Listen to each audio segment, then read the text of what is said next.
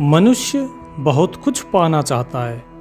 कोई चाहता है धन, तो कोई चाहता है संपत्ति, कोई चाहता है बड़े बड़े महल कोठियाँ, कोई चाहता है कि मैं हमेशा अनंत काल तक जीवित रहूं, कोई चाहता है सोने के महल बन जाए। लेकिन कोई कोई ये भी चाहता है कि मुझे उस परमात्मा का दीदार हो जाए, उसकी प्राप्ति हो जाए। लेकिन कबीर साहब कहते हैं कि कुछ भी नहीं मिलेगा, न धन मिलेगा, न संपत्ति मिलेगी, और ना ही उस ईश्वर का दीदार होगा। क्यों कहा कबीर साहब ने ऐसा? आइए जानते हैं। कबीर साहब अपने कबीर बीजक की 53वीं रमैणी में कहते हैं, महादेव मुनि अंत न पाया, उमा सहित उन जन्म गमाया, उन्हु ते सिद्ध साधक होई, मम निश्चय कहू कैसे कोई। जब लग तन में आहे सोई, तब लग चेत न देखे कोई। जब चेत हो तब तजी हो प्राणा, भया अयान तब मन पछताना। इतना सुनत निकट चली आई, मन का विकार न छूटे भाई। कबीर साहब कहते हैं कि महादेव मुनि अर्थात जो महादेव, जो योगी हैं, उन्होंने अपनी पत्नी के साथ, उमा के साथ रहकर ब्रह्म की खोज करते करते अपना सारा जीवन गंवा दिया, परंतु ब्रह्म के रहस्य को नहीं समझ सके। अब क्या उनसे भी बड़ा कोई साधक है? उनसे भी बड़ा कोई सिद्ध पुरुष हो सकता है? तात्पर्य यह है कि महादेव जैसे योगी जिसका रहस्य नहीं समझ सके, उस विषय के संबंध में बाद के लोग क्या पता लगा लेंगे? आजकल के लोग क्या पता लगा लेंगे, जो केवल पोथियों को पढ़ते हैं और उसी को ही बकना शुरू कर देते हैं। जब तक शरीर में प्राण है तब तक आदमी सच्चाई की परख नहीं करता, तो क्या प्राण इनका अंत होने के बाद उसको होश आएगा? अर्थात जब समय ही नहीं रहेगा तब कैसे सावधान होगे? तब तो जीव अपने जीवन के कर्मों का सारा लेखा जोखा सोच सोच कर और लेकर पश्चाताप करता हुआ इस संसार से चला जाता है। कबीर साहब कहते हैं, अवधू जीवत में कर आशा, मुए मुक्ति कहे गुरु स्वार्थी, झूठा जग विश्वासा। कि हे भाई, जीते जी ही मुक्ति होगी।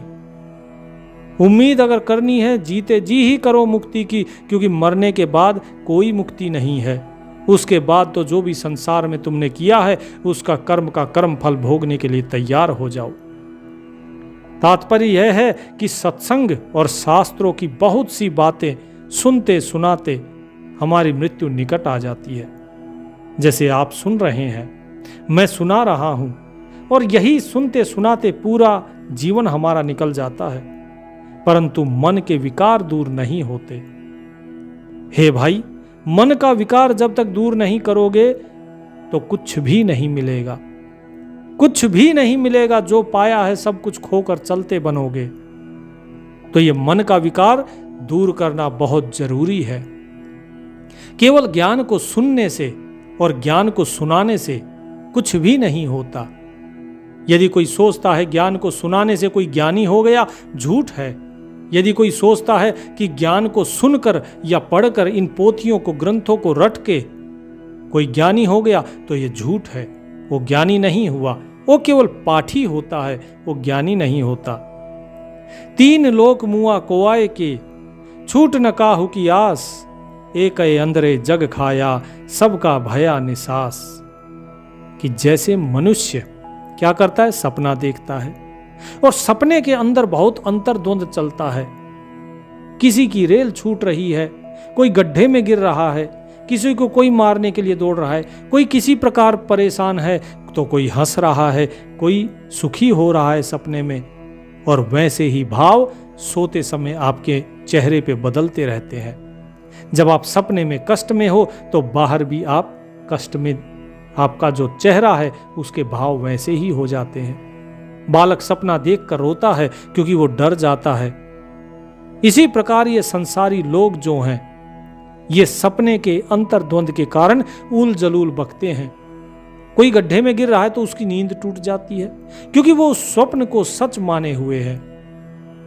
तो साहिब कहते हैं कि संसारिक लोग इस संसार में संसार में जो जगत का सपना है, इस सपने में ही सिर पटक पटक के मरते हैं, फिर भी इनकी आशा नहीं छूटती।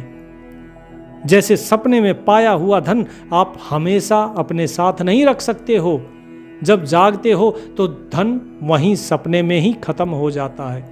वो सपने का सारा संसार खत्म हो जाता है। इसी प्रकार जब यहाँ से आपकी सूरत निकलेगी, जब आप इस संसार को छोड़कर जाएंगे तो सब कुछ यहीं रह जाएगा। आप कितनी भी आशा कर लो कि मैं ये ले जाऊं, मैं वो ले जाऊं, इससे कुछ भी आपको प्राप्त नहीं होगा। चाहे इंद्रिय भोग हो, चाहे स्वयं वो ईश्वर ब्रह्म, उसको पाने की लालसा हो, बाहर से कुछ भी पाने की आशा केवल और केवल दुखदाई होती है। जरा देखिए, लोग कितना शरीर को कष्ट देते हैं, किसको? उस परमात्मा को पाने के लिए। लेकिन परमात्मा तो तुम्हारे अंदर है, फिर बाहर के शरीर को क्यों कष्ट दे रहे हो? क्यों गुफाओं में, कंदराओं में जाके अपने आप को तपाते हो? क्यों भूखे रहते हो? क्यों ये व्रत और तीर्थ उपवास ये सब क्यों करते हो? कबीर साहब कहते हैं ये सब बाह्य आडंबर है। बाहर से जो भी चीज तुम प्राप्त करना चाह रहे हो वो केवल और केवल तुम्हारे दुख का कारण होगी। उसको प्राप्त करने के लिए तुम्हें दुख उठाना पड़ेगा और फिर भी प्राप्त कर लोगे, इस चीज की क्या गारंटी है? क्या आपको विश्वास है कि पार हो जाओगे?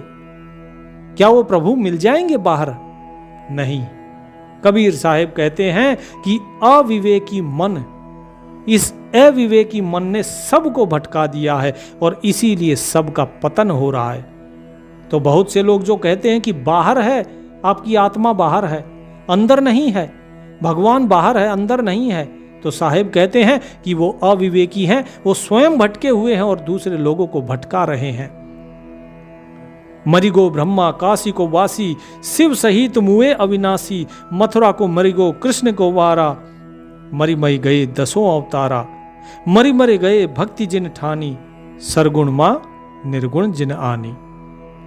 कि जितने भी ब्रह्मा जी थे, काशी में निवास करने वाले शिव जी थे, अविनाशी कहलाने वाले विष्णु जी, सभी आए इस संसार में और शरीर को यहीं पर त्याग के मर के चले गए।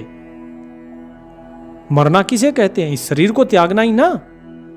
आप भी शरीर को त्यागोगे तभी तो मरोगे। तो उन लोगों को अभी जो शरीर था वो बचा नहीं, वो लोग भी मर गए, वो भी संसार को छोड़कर चले गए। मथुरा के गोपाल श्री कृष्ण दसों अवतार सहित सारे देवी देवता, योगी महायोगी सभी संसार से चले गए, अर्थात सगुण भक्ति को मानने वाले वो भी चले गए और जो सगुण में निर्गुण भक्ति की कल्पना करते थे वो भी चले गए। इस नश्वर संसार में कोई भी अविनाशी नहीं है और सबको काल का ग्रास बनना ही पड़ता है, चाहे फिर वो कोई अवतार हो, चाहे वो स्वयं कोई भगवान हो, त्रिदेव हो, देवी देवता, संत महात्मा, कोई भी हो। इस संसार से कोई भी बचता नहीं है, इस काल से कोई नहीं बचता। जब आप स्वप्न देखते हैं और आपका स्वप्न टूटता है तो क्या उस सपने की कोई एक चीज भी आप बचा सकते हो? नहीं बचा सकते ना। और जब नहीं बचा सकते हो तो कैसे आपने समझ लिया कि सपने रूपी इस जगत के अंदर जो भी आप देख रहे हो वो बच जाएगा? वो सब कुछ नश्वर है।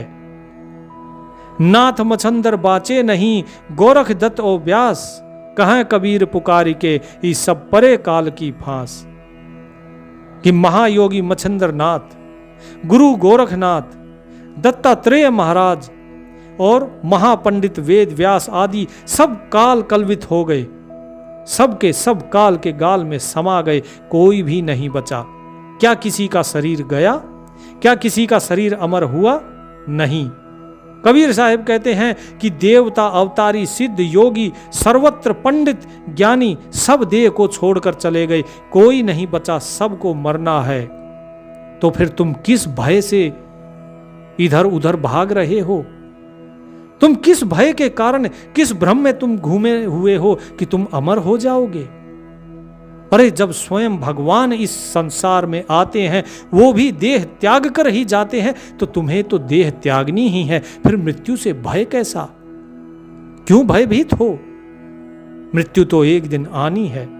इस सत्य का सामना करो।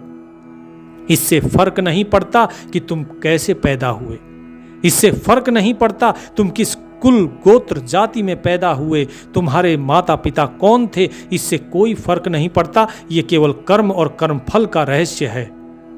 जैसा कर्म वैसे ही आपको जन्म और माता पिता मिलते हैं, वैसा ही आपका प्रारब्ध होता है। आप कहाँ मरोगे, कैसे मरोगे, किसके हाथों मरोगे, ये सब कुछ पहले से नियति ने तय किया हुआ है। और आप सोचते हो कि आप अमर रहोगे, ये भ्रम है। एक बार एक राजा ने सपना देखा कि काल उसे लेने के लिए आ रहा है। तो उसने अपने सारे मंत्रियों को बुलाया, सभी विद्वानों पंडितों को बुलाया। उन्होंने पूछा, महाराज आपने सपना देखा, कब देखा? बोले, सुबह सुबह का, भोर होने से पहले का समय था। तो सभी विद्वानों ने कहा कि हे महाराज, ये जो भोर का स्वप्न होता है और खासकर जो ब्रह्म मुहूर्त का स्वप्न होता है, ये अवश्य ही सत्य होगा, क्योंकि सुबह का सपना सच होता है। तो उस राजा को चिंता हुई। उसने देश देश के सभी ज्ञानी पंडितों को फिर बुलाया और बोला कि मैं मरना नहीं चाहता, मुझे कोई उपाय बताओ। तो उन्होंने पूछा कि आपने ऐसी कौन सी जगह देखी जहां पर आपकी मृत्यु हो रही थी? तो महाराज ने बताया कि मैं एक रेगिस्तान में एक पेड़ के नीचे खड़ा था। तो उन लोगों ने कहा कि ठीक है महाराज, आप एक काम कीजिए, आप किसी दूसरे सुदूर प्रदेश में चले जाइए जहां पर रेगिस्तान ना हो। रेगिस्तान हमारे पश्चिम दिशा में है, आप पूर्व की दिशा में चलिए। राजा उसी समय घोड़ा उठाता है और निकल पड़ता है।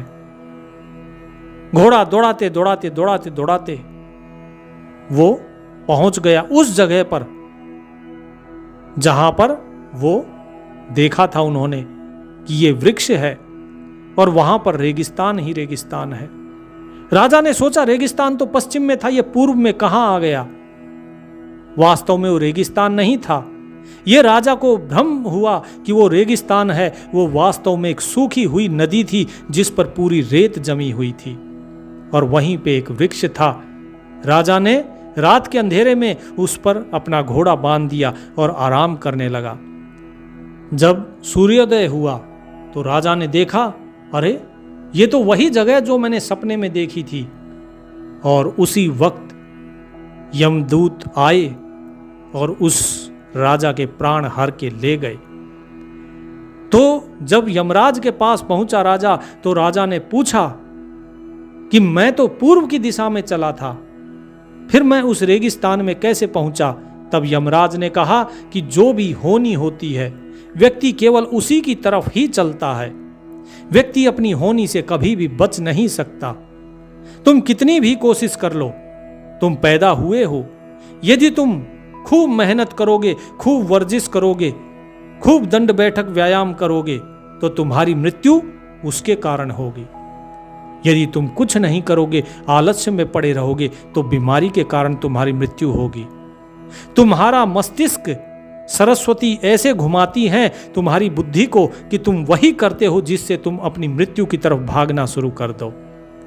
वास्तव में तुम्हारे जो श्वास होते हैं, ये श्वास ही केवल तुम्हारी जीवन है।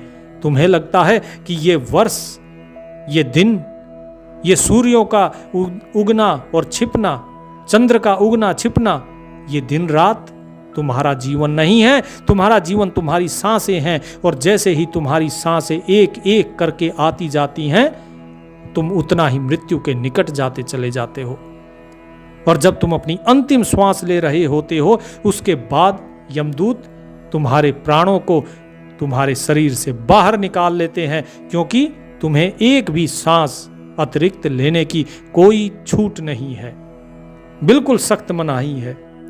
तो कबीर साहिब यही कहते हैं कि जब सारे पंडित ज्ञानी सब देह छोड़कर चले गए, बहुत कोशिश की लोगों ने अमर होने की, लेकिन कोई नहीं हो पाया।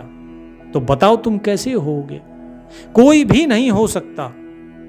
चाहे कोई कितना ही बड़ा सिद्ध साधक, चाहे स्वयं शिव ब्रह्मा विष्णु यही क्यों ना हो, लेकिन इनका भी समय है, ये भी अमर नहीं है।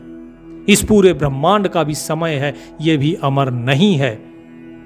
कबीर साहेब कहते हैं, गए राम और गए लक्ष्मणा, संग न गई सीता ऐसी धना, जाते कौरवे लागू न बारा, गए भोज जिन साजल धारा।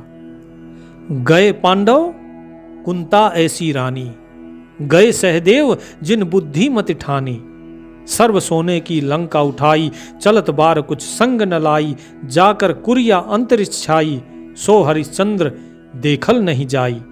मूर्ख मनुष्य बहुत संजोई, अपने मरे और लग रोई, ई न जाने अपने उमरी जेबे, टका 10 बीढ़े और ले खेबे। कबीर साहेब हंसते हुए कहते हैं कि भाई रामचंद्र जी चले गए, लक्ष्मण जी चले गए, परंतु राम के साथ उनकी पतिव्रता सीता भी नहीं गई। उनकी पत्नी थी, कहते थे 7 जन्मों का साथ होता है पति पत्नी का, वो भी उन्हें छोड़कर चली गई। विशाल कौरव परिवार चला गया। महाराजा भोज चले गए, जिन्होंने धार जैसी नगरी सजा रखी थी। पांडव वीर पांडु और उनकी महारानी कुंती चली गई। बुद्धि के भंडार जो सहदेव जी थे वो चले गए। राजा रावण ने तो सोने की लंका ही बनवा ली थी, परंतु संसार से जाते वक्त कुछ भी साथ नहीं ले जा सके। जिस अयोध्याधीश महाराज हरिश्चंद्र के भवन आकाश को चूमते थे, आज वे कहीं देखने में नहीं आते, कहीं नजर नहीं आते, वो सब चले गए। लेकिन मूर्ख मनुष्य, यह मूर्ख मनुष्य बहुत ही संग्रह करता है। स्वयं की मृत्यु निकट रहते हुए भी ये अपने स्वजनों के लिए सोचता है कि इनके निर्वाह के लिए, मैं गुजर बसर के लिए कुछ ना कुछ जोड़ लूं, धन जोड़ लूं। मेरे जाने के बाद इनका क्या होगा, मेरे बच्चों का क्या होगा, मेरी पत्नी का क्या होगा, मेरे परिवार, मेरे सगे संबंधियों का क्या होगा। लेकिन ये नहीं समझता कि मैं आज कल में मरने वाला हूं, बल्कि हर समय यही सोचता रहता है कि टका और मिल जाए, थोड़ा सा और धन की वृद्धि हो जाए और कुछ और सुख भोग लूं। तात्पर्य यह है कि मनुष्य को माया रूपी जाल से और मोह रूपी फांस से छुटकारा मरते दम तक नहीं मिलता है। और मिले भी कैसे? जिस प्रकार एक शराबी को लत हो जाती है शराब की, इसी प्रकार संसारी को लत हो जाती है इस संसार की। घर में चाहे कितना भी कलेश हो, कितना भी झगड़ा हो, वो सुबह सुबह झगड़ के निकलेगा, सारा दिन बाहर घूमेगा और उसके बाद शाम को सांझ ढलते ही फिर वापस उसी घर में आके घुस जाएगा। यही तो सत्य है हमारे जीवन का। मनुष्य समझता ही नहीं है। ये सोचता है 2-4 रुपए और मिल जाए, किसी प्रकार से मैं अपने बच्चे के लिए कुछ और धन जोड़ लूं। लेकिन जरा एक चीज तो सोचिए कि जो पशु पक्षी कुछ भी नहीं जोड़ते, क्या उनके बच्चे जीवित नहीं रहते हैं? वे रहते हैं। परमात्मा उन्हें देता है, क्योंकि जिसने पेट दिया है उसने पेट भरने का साजो सामान भी बनाया है। लेकिन व्यक्ति उस परमात्मा के ऊपर कभी भरोसा नहीं करता, लेकिन सभी जीव जंतु उस पर भरोसा करते हैं। व्यक्ति केवल अपने ऊपर सोचता है कि मैं करता हूं, और जब मैं करता हूं इस प्रकार का भान उसके अंदर आता है तो प्रभु कहते हैं, अच्छा तू करता है तो फिर इस कर्म का, कर्म फल का भोगता भी तो तू ही है, क्योंकि जो करता होता है वही तो भोगेगा। तो यही साहिब समझाते हैं कि मनुष्य किया जो माया रूपी जाल है, ये मोह रूपी जो फांस है, ये मरते दम तक जो है छूटती नहीं है। अपनी अपनी कर गए लागे न काहू के साथ, अपनी करके गए रावणा अपनी दशरथ नाथ। कि संसार के मोह के अंदर आदमी, जितने भी प्राणी है, ये पदार्थों को अपना मानता है, लोगों को अपना मानता है, लेकिन ये संसार की वस्तुएं किसी के साथ नहीं जाती, लोग किसी के साथ नहीं जाते। ये लोग आपके जाने के बाद रोते हैं, लेकिन कितने दिन? 2 दिन, 4 दिन, 5 दिन, महीना, 6 महीना, बस। उसके बाद कहते हैं कि चलो भाई अपना काम तो करना ही है, बच्चे पालने ही हैं और कुछ समय के बाद आपको भूल जाते हैं। वो लोग आपको भूल जाते हैं जिनके लिए आपने अपने जीवन के अनमूल्य जो श्वास थे वो व्यर्थ कर दिए। सारी उम्र आप जिनके लिए कमाते रहे वही लोग आपको भूल जाते हैं। तंगी रह जाती है तो बस एक तस्वीर जो कभी आपके निर्वाण दिवस पर या फिर जिस समय आप मरे थे, बस उस दिन की मृत्यु की आपकी जो तिथि है उस दिन एक बार माला चढ़ा देंगे कि हाँ भाई इस दिन ये मरे थे, जाओ थोड़ा कुछ दान पुण्य कर दो। बस लोग अपना संसार बसा लेते हैं और आप अपने संसार को उजाड़ देते हैं उन लोगों के लिए जो ना आपके साथ चलेंगे और ना कभी चले हैं। ये तो जग का मेला है। जिस प्रकार पथिक चलता रहता है, रास्ते में अनेक लोगों से मिलता है और मिलके उनके साथ आगे बढ़ जाता है, उनके साथ हंसता बोलता है, लेकिन जब अपनी मंजिल का समय आता है तो व्यक्ति उनका साथ छोड़ के अपने घर की तरफ चला जाता है। उनमें बहुत से लोग ऐसे होते हैं जिनके साथ उसके संबंध मधुर हो जाते हैं, उनसे बिछड़ते हुए उसे दुख भी होता है, लेकिन मंजिल तो फिर भी पानी ही है।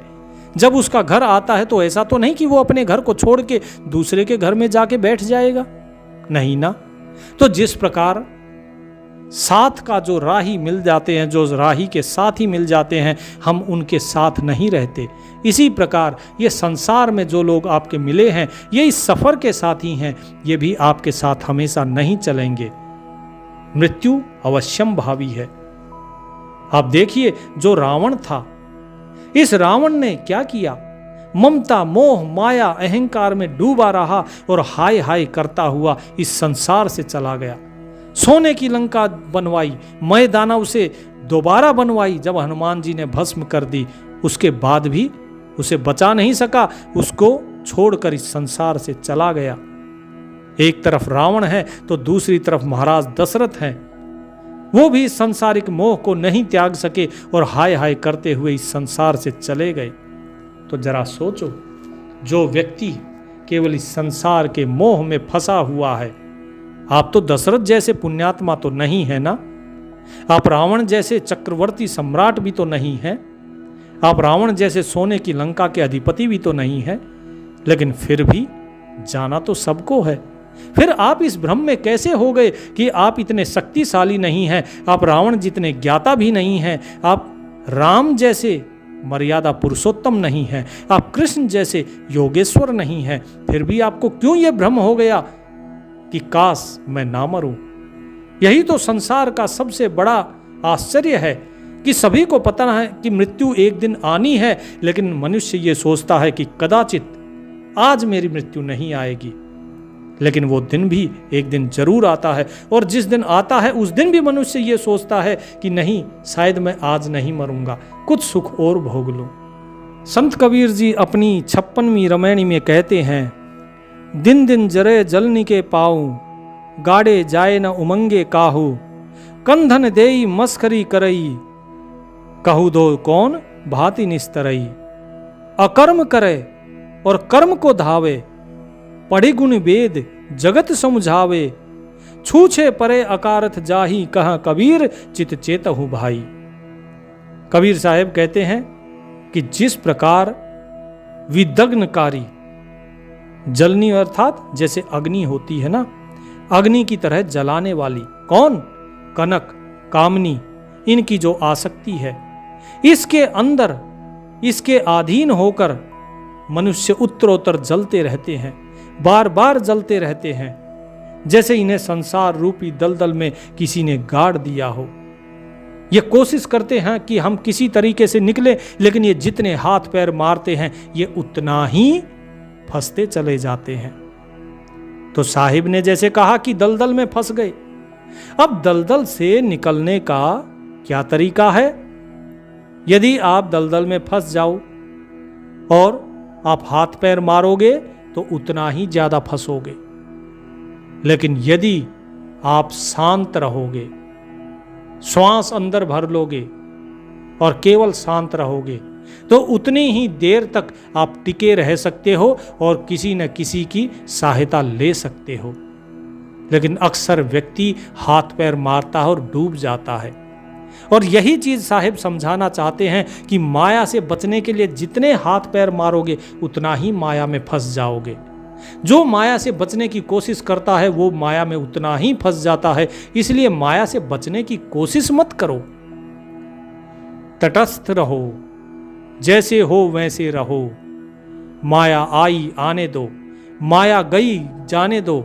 माया आई भोग किया, माया गई त्याग दिया, लेकिन माया के साथ कभी भी अनुरक्त ना रहो, उससे हमेशा विरक्त रहो।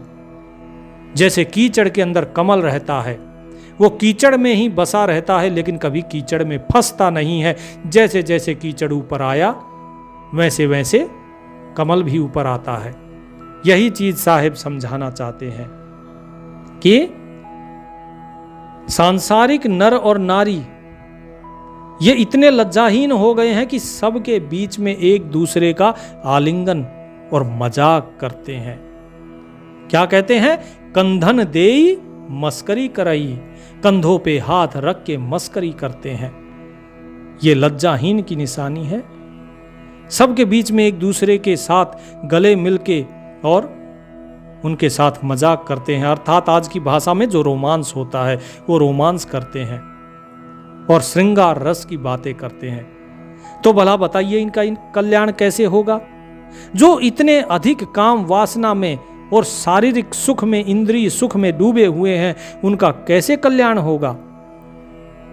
जो कर्म करते हैं खराब और फल चाहते हैं अच्छा, ये कैसे संभव है? ऐसे भी लोग हैं जो वेद शास्त्रों को पढ़कर जनता को तो समझाते हैं पर स्वयं सदाचार से शून्य होते हैं, जिससे उनका जीवन व्यर्थ चला जाता है।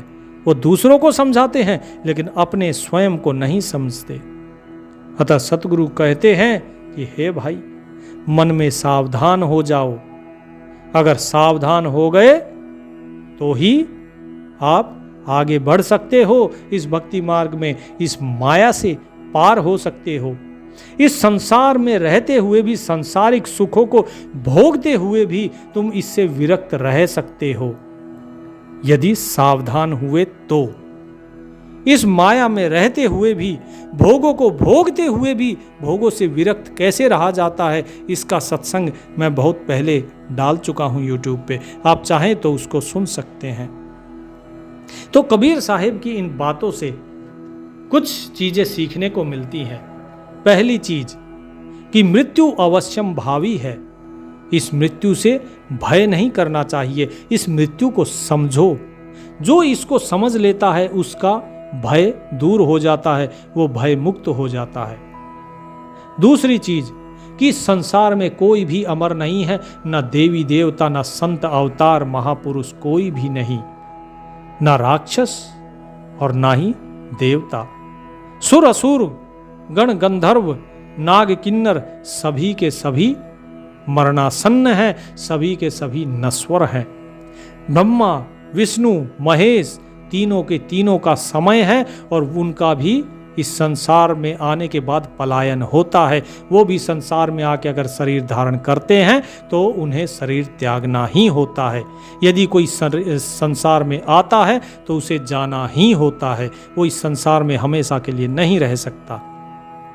तो साहिब बताते हैं कि इस माया को त्यागो और इस माया के अंदर रहते हुए माया को त्यागा जाता है।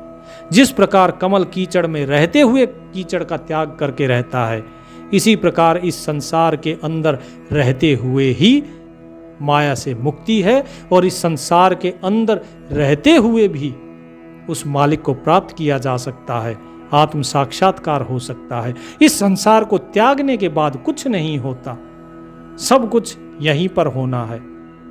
तो प्रभु का नाम लीजिए और आनंद में रहिए। और जो साहिब ने बताया कि संसार में रहते हुए भी संसार का त्याग, बस उसी भाव में रहिए और सत्य भाव में रहिए, सत्य आचरण कीजिए, परमात्मा सभी का कल्याण करेगा। सत साहिब।